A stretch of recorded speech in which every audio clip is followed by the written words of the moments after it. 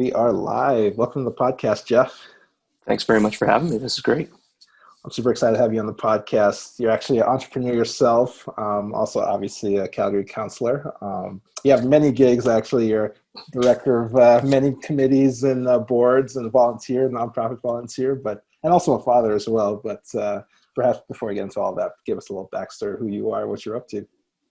Yeah, I wish I had some sort of like superhero origin story, but I'm a born and raised Calgarian. In fact, I have the privilege of now actually representing the ward I actually grew up in, and currently live in. And Calgary's a great city, and I think it's been home to me all my life. It's home to my three kids. My wife, she's from Edmonton, but we won't hold that against her. We both grew up here, and just wanted to get involved and do something more meaningful for the community. Well, that's awesome, Jeff. So take me back a little bit. Were you always kind of precocious politics and business, or how did that kind of come about in your path? Yeah, I don't know. I mean, it's funny because I think, certainly when it comes to politics, I never, I think back on my life and I was like, did I ever have a time when I thought I would be doing this job? And I don't think I did, but back in 2017 when I was elected, I'd never run before. I'd never been involved in any type of political campaign.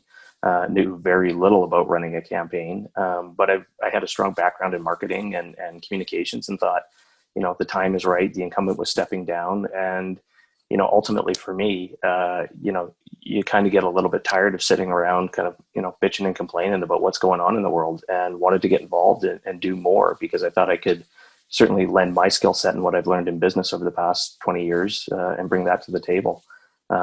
It was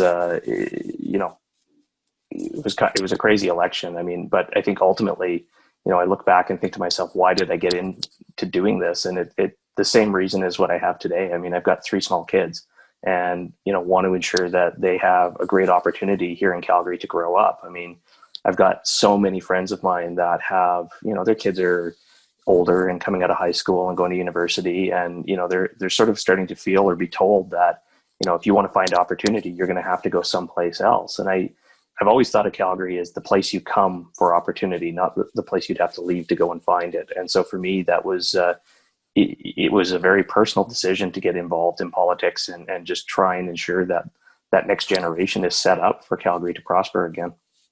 Absolutely. You mentioned that you were born and raised here in Calgary and spent your pretty much professional career here.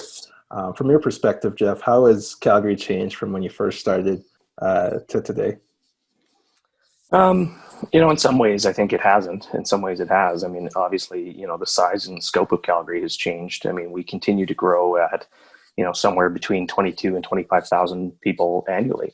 And, and it's funny because we look back and think, the oil patch was our one and only, but Calgary's really evolved into various sectors. And, when we talk over time about what is the diversification of Calgary's economy going to look like, there's no more important time, in my opinion, to be making the move to diversification, not continuing to talk about it. So I think we've really evolved over, certainly the short period, into sort of including technology less than as a sector. I think we used to think of technology as a sector, and now it's ingrained into everything, and really looking at how technology can move Calgary forward in everything from energy to the ag businesses to, pharmaceuticals. We go back to, even last year, I remember talking with Calgary Economic Development, and we had about 2,200 open tech jobs.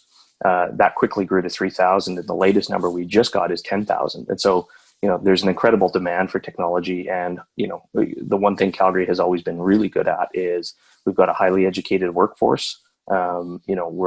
We're an entrepreneurial city, and when you combine those two things, technology just seems to be the path forward. Absolutely. Yeah, I've actually had a few technology startup founders on the podcast, and it's just really exciting to see where Calgary's going, the future of our economy. It seems like we're coming up with some pretty cool companies, at least, and I'm super well, and I think we always have, right? I mean, I think, I go back to my own experience. I mean, in 2009, I started a tech company with a group of guys. We took it public. It was, we had a hyperlocal mobile search application. We grew it to 25 million users in 10 countries.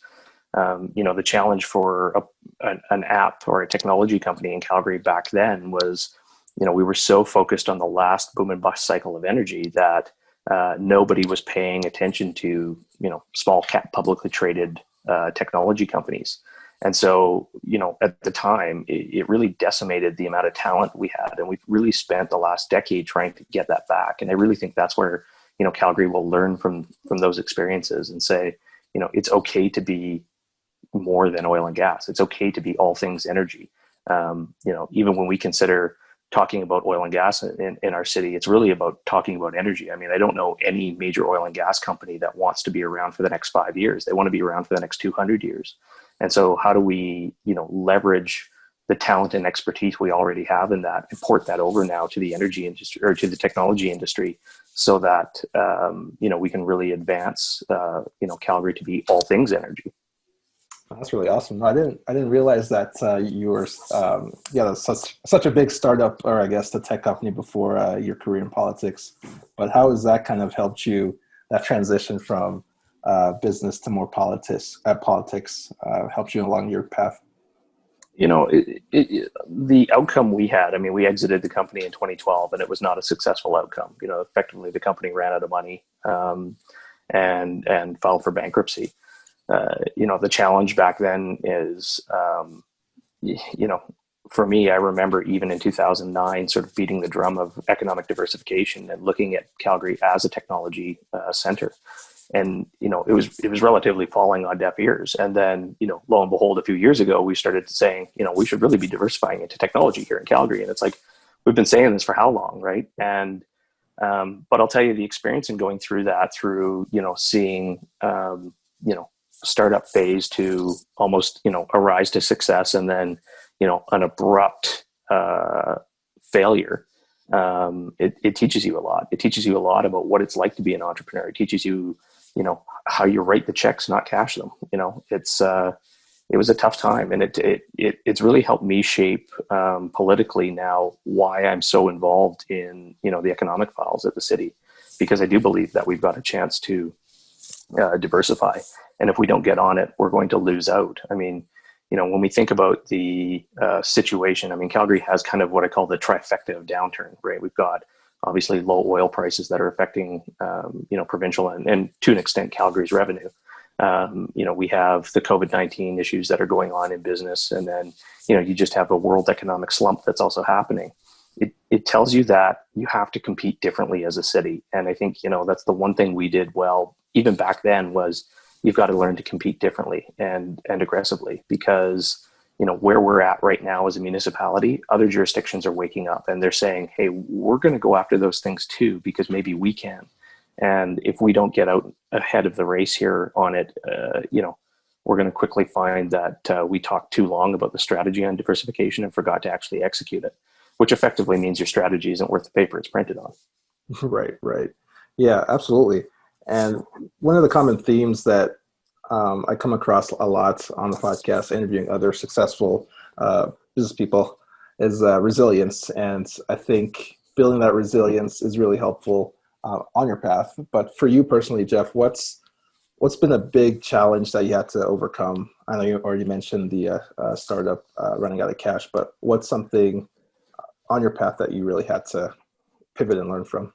Yeah, I would say that's one of the, the biggest business learnings you can ever have is seeing success with a company and then abrupt failure, right? And it's really what you take and do with that next. And to me, a lot of people will point to you and say, well, you failed at doing something. Well, at least we were out there trying. At least we got it across the line. It just didn't sustain. And I think that's where you have to think about that resiliency end of it. There was just no support back then for small cap publicly traded tech companies in Canada. Let alone in Calgary. Across the country, we were just seeing everyone was saying, from all the VC funds to the investment bankers were saying, look, like the only way to succeed is to hold operations down in the valley. And I've never believed that. I've never believed you have to leave Calgary for that, that to happen, to see that success in technology. And I think certainly that dynamic has changed a lot. But when we talk about even resiliency, the one thing I think we always forget, and probably there's no better time in our history to remember, is that Calgary is a resilient city. We've been known as, many things. We've been known as a cow town. We've been known as an oil town. We've been known, a stampede town, whatever you want to call it. But it tells you that Calgary can and will reinvent itself when need be. And I think the time is really upon us to do that. Absolutely. No, I love that. I just want to quickly switch gears. I want to kind of go Sure. back to your career. Obviously, don't mind me drinking my coffee halfway through here. So I got 3 kids. You got to stay awake somehow. Exactly. Got to stay awake and grind through. I once got accused out in public. I got a photo of like me with a Starbucks coffee and a beer in one hand, and I was like, parenting. And then people were like, you shouldn't say that. And I was like, well, whatever. What are you going to do? Yeah, exactly. It's true. Yeah, exactly. It's true. But yeah, I wanted to ask you, Jeff, obviously you go through ups and downs in whatever path you choose, but what's something that you wish you would have known when you first began your career? I was thinking about that question a lot, and I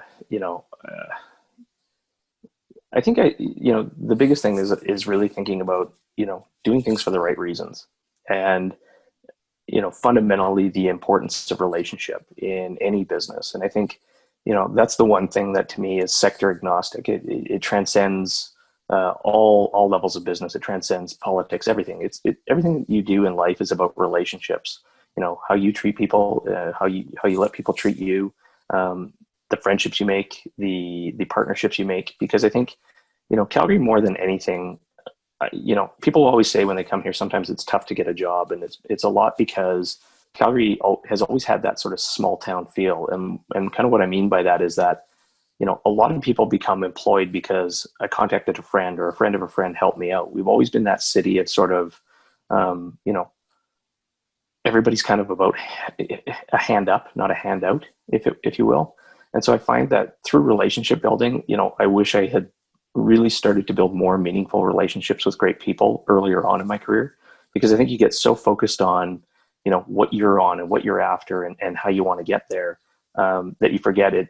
You're not going to get there on your own. It's always going to take somebody saying yes. It's always going to take somebody believing in the idea or whatever it is. And that's the critical piece, I find. Absolutely. Yeah. It's the people you surround yourself with, whether you're building a company or even just looking for a job or relationships. Yeah. Relationships are everything. Well, it's funny too, because I think it's, when you're new and young in career, I think, you can always tell when, individuals out there have had somebody help them out, because, often I think, people are a little reserved to do things like, well, I want to go work at that company. Maybe I should send the CEO a note and just see if they'll have a coffee with me. And, you'll probably get a lot of no replies. You might get some no's, but there are people that will say yes. And when you have the opportunity, take it up and go and talk to them. Because I think, the people who say yes are the people that remember somebody took that phone call for me and I'm going to pass that forward. And that's kind of how I've always looked at things too. So. Absolutely. We have a lot of aspiring entrepreneurs, even entrepreneurs listening. And I love what you just said, that just reach out and you never know who's going to say yes. But what are some kind of tactical strategies you'd implement to kind of get those connections and introductions? Yeah, I mean, I think, I don't know if it's tactical or strategic or anything, but I think it's really about having the drive to see it succeed and having the foresight to know that, nobody expects you to make it on your own, right? Like I say, whether you're out there raising money for a company or pitching an idea or, pitching yourself for a job. I mean, I think it's all about connection and how you connect with people, is really what's going to dictate where that takes you. Absolutely. My next question for you, Jeff, it's kind of 2 parts. It's what's one common myth about politics or tech or startups that you wish would be debunked? Common myth, hey? I guess the one myth I find relatively entertaining right now is the thing that Calgary is known for, right? I mean, it's oh, I didn't know you did that, and, to go back to sort of that comment about there's 10,000 open tech jobs in Calgary right now. I mean, it tells you that, number one, there's a myth out there that Calgary isn't technology, we're only oil and gas. And I think, that's a big misconception. I think Calgary is an energy city, and I think we should embrace that.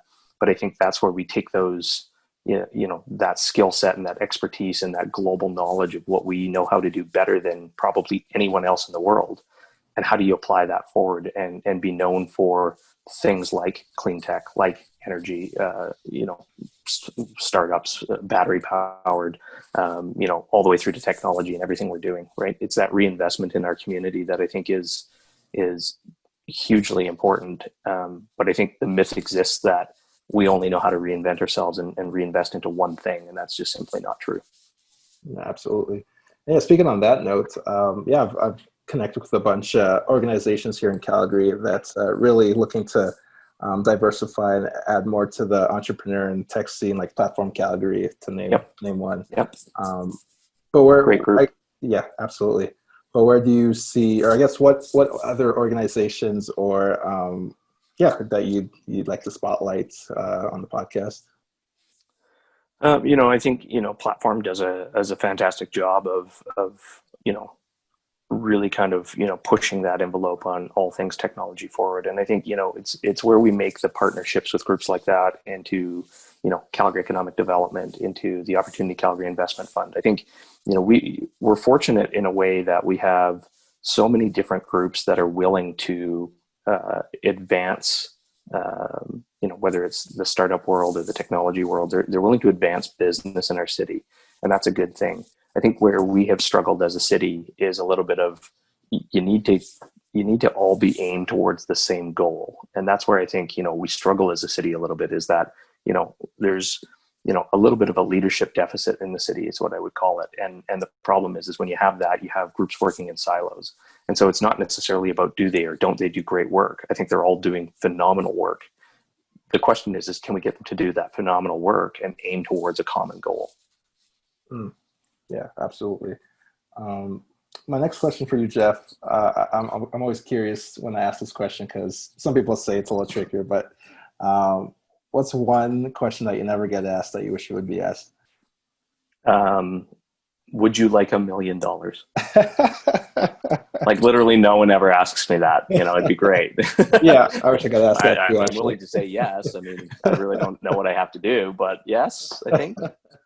So No, I hear you. I don't know. I mean, it's, I find being in the position I'm in now, I mean, it's great because I think, you get a lot of asks from all different walks of life all over the map. And I just try to do my best to help people out where I can, because I think, again, I value the help that I've always had in my career path and even in, running for politics. I mean, it's incredible how many people can get behind you and want to see you make change. And so for me, it's, it doesn't always have to be about big change. If people are asking you to make that small change and help them out, I'm always willing to do. But, they'll ask me anything, but nobody ever asked me if I want $1 million. Well, I was going to ask you if you want $1 million, but well, now, yes. So my next question, Jeff, is what's Jeff curious about right now? What's on your mind? Yeah, I don't know. I mean, I think, you really have to boil it down to where are we at globally right now? I'm curious as to see where we want to go, not just as a localized society, but in general as civilization. I mean, you think about all of the challenges we have out there. How are they going to help transform where we go next? And I think, we've got some challenges that we've got to face as to whether or not those are going to be challenges for the better. And so, part of that is you start to think about, can you separate yourself as a more localized jurisdiction that's doing things differently, no matter what's going on out there in the world? Can we survive at doing that? Will people believe in that strategy to do it? I mean, we're poised for an $18 billion digital transformation over the next few years. Can we achieve that? Or are the misconceptions and myths about Calgary too great to overcome? It's really about trying to figure out, where the buzz and excitement are and how we can leverage that into where we go as a municipality. Absolutely. Where do you see yourself? I know it's kind of like a cheesy interview question, but where do you see yourself in the next 5 or so years? I don't know. I mean, hopefully still in politics. I feel like, I've only been at this for 3 years, and, you feel like you come into it guns a-blazing and think, I'm going to change the world today. And you realize, change takes time. And so, I'd like to be at this for another little while, trying to affect that change. I mean, I've certainly worked on some very large, and, from a public point of view, people have said the files I've worked on were impossible. And we saw success with those files, right? Such as, Calgary's new event center, love it or hate it. It's the one thing that I leveraged relationships. I leveraged, my past career and knowledge, and just looked at things differently, and the outcome will be successful. And, over the short term, people will say, well, are we just supporting hockey? And it's not about that for me. It's about, I have a vision of delivering the cultural and entertainment district for Calgary. And, I am on a path to go and achieve that. And so, we will require follow-on investment. We're working very heavily on that right now. We're trying to get that up to the tune of $2 to $3 billion in and around that district, in that area, because I think it's going to be important for Calgary, not just as a gathering place, or, for the concerts and the sports and all things we will have. It's going to be important to show people that, when in doubt, Calgary can and will achieve great success in doing very big things. And so for me, I don't feel like my time is done in looking towards that vision. Absolutely. No, you're doing a tremendous job. I think you're trailblazing a lot of paths for the city. One thing I'm always curious is people like yourself, successful entrepreneurs and even just business leaders and innovators. How do you find that work-life balance? I know lots of people are working from home these days. A lot of our listeners actually working from home as well. But how do you find that line between work and family time? It's tough, right? I mean, when it comes to politics, it's a 24/7 job. I mean, you never feel like you're actually turned off and can go and focus. And so I think it's just about, for me, I work on a whole bunch of different things, ranging from, I've got a new startup I'm sitting on the board of that just went public. So that requires some time. I'm actively involved in the Hollywood filmmaking industry.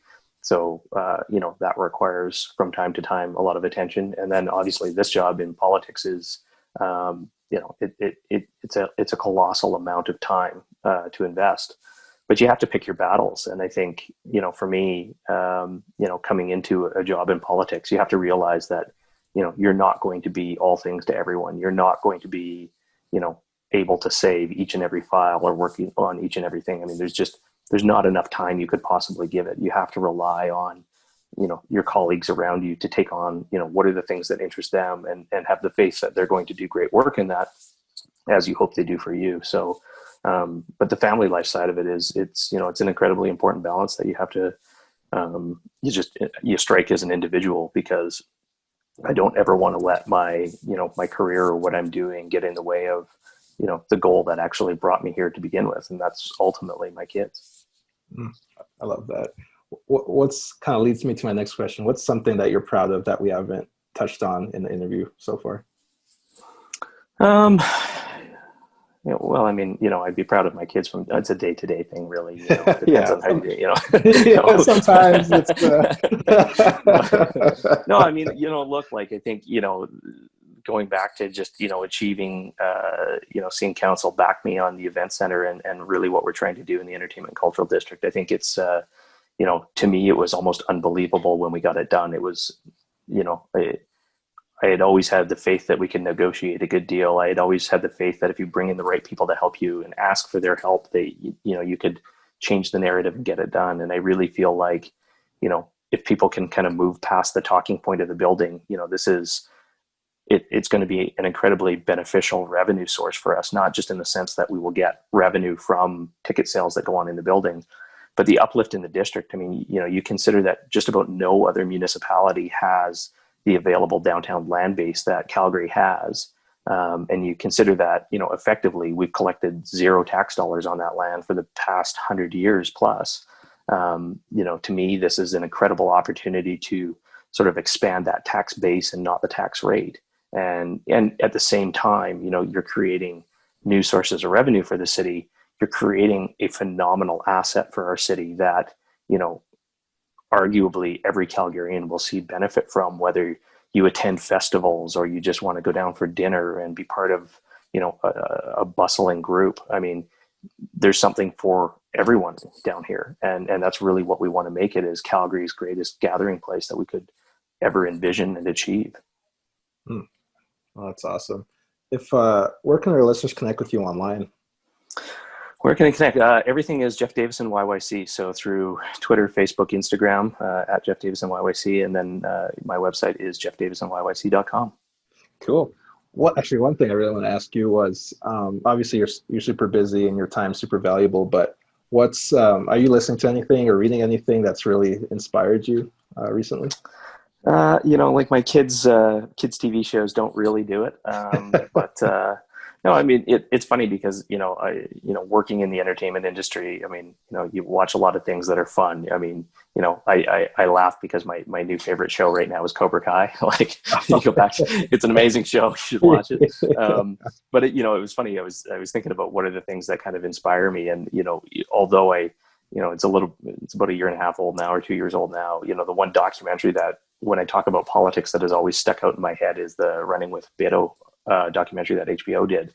It's I don't agree with the guy's politics all the time, but to see this guy, go from sort of local level politician to, running against Ted Cruz and raising, $84 million through this grassroots initiative, outraising his opponent like 6-1 type of thing. It's to me, just so incredible when you have passionate individuals about their community that, have a vision that, can just build the momentum of people behind them. And then, sometimes you win those races and sometimes you don't, but, the amount of push and momentum behind a campaign like that is just truly inspiring. And so it's, as we kind of move into this very, challenging time in, things like watching US politics happen in November, and, who knows, we could be into a Canadian election by then as well. I mean, a lot of that, the visual we get, from US media that flows across the border, it's important to always kind of look back and say, well, what else is being done down there, right? It's not all doom and gloom. We've got to look to the people that actually are truly inspiring and hear their stories. Absolutely. I have to say you're part of that as well. You're really inspiring, and I think I really appreciate you being on the podcast. Happy to be here. I like to end the podcast with the guest saying a question, a phrase, or a statement for the audience. So my last question to you, Jeff, is do you have a question, phrase, or a question, phrase, or a statement for the listeners right now? Yeah, I mean, I was thinking about that, and I think, I don't know the origin of this one, but I often hear the language, the comeback is greater than the setback. And I really think that is where we are as a city right now, because I think Calgary is poised for this incredible comeback, and, there will be no looking back once we start moving forward on this. And to me, that's, it's exciting and it's inspiring.